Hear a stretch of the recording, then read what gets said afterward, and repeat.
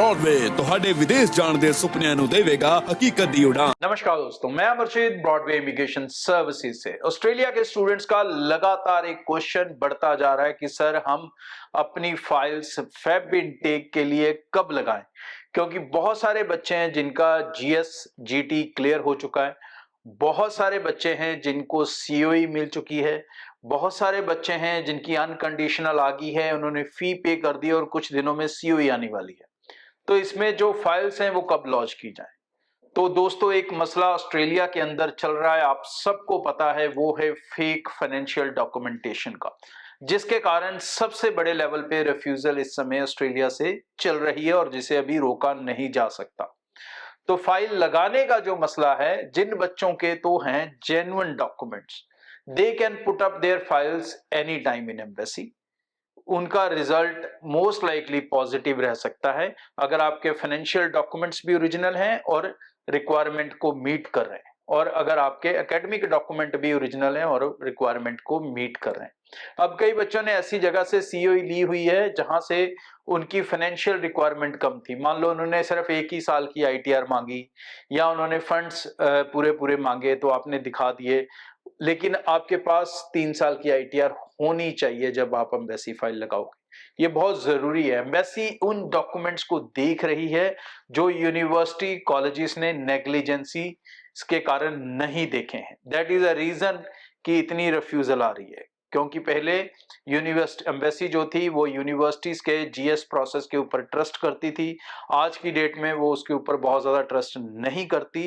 तो complete financial documentations अगर आपके हैं, 3 साल के प्रॉपर इनकम के प्रूफ हैं, ITR return time to time file हुई हैं, आपके पास पुराने फंड्स हैं और इसके साथ आपने जीएस क्लियर की है और अपनी अनकंडीशनल ली है, सीओई ली है, तो निश्चिंत होकर फाइल लगाएं। आपके वीजा आने के चांसेस बहुत ज्यादा हाई रहेंगे अगर आपका कोर्स सिलेक्शन और यूनिवर्सिटी सिलेक्शन भी अच्छे लेवल का किया हुआ है।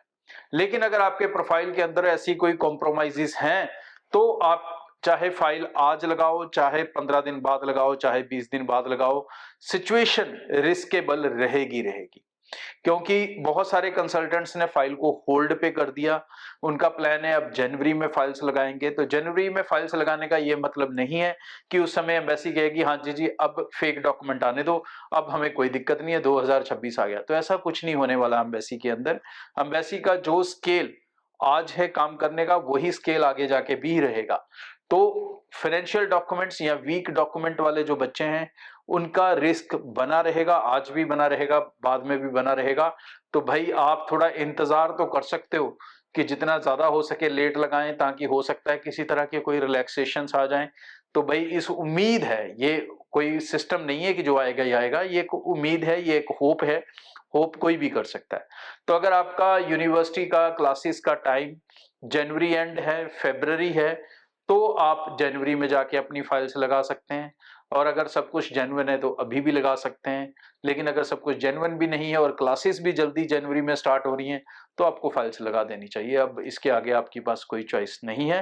हाँ, अगर आपको लगता है आप अपने फाइनेंशियल्स करेक्ट कर सकते हो, जो कमियां थी उनको दूर कर सकते हो, तो फिर लेट करने की जगह कोशिश करोगे आप नेक्स्ट इनटेक के लिए डेफर कर लो, सीओई नेक्स्ट इनटेक का ले लो, तब तक अपने डॉक्यूमेंट रिलैक्सफुली सही कर लो और उसके बाद अपनी फाइल लगा लो। तो ये चीजें, ये डिसीजंस आपके होंगे, आपके कंसल्टेंट के होंगे जो आपके केस के ऊपर काम कर रहा है। अगर सही कंसल्टेंट चुना होगा तो होपफुली आपको किसी तरह की कोई मुश्किल अपने प्रोसेस में नहीं आने वाली है।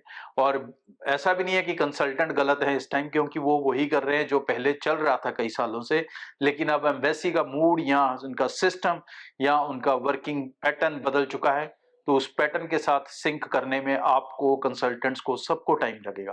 तो ये एक टेंशन का दौर चलेगा ऑस्ट्रेलिया में और मुझे लगता है ये अभी और कुछ समय चल सकता है। आगे भी इस चैनल के जरिए रेगुलर अपडेट आपसे शेयर करता रहूंगा। Thank you. ब्रॉडवे ਤੁਹਾਡੇ ਵਿਦੇਸ਼ ਜਾਣ ਦੇ ਸੁਪਨਿਆਂ ਨੂੰ ਦੇਵੇਗਾ ਹਕੀਕਤ ਦੀ ਉਡਾਨ।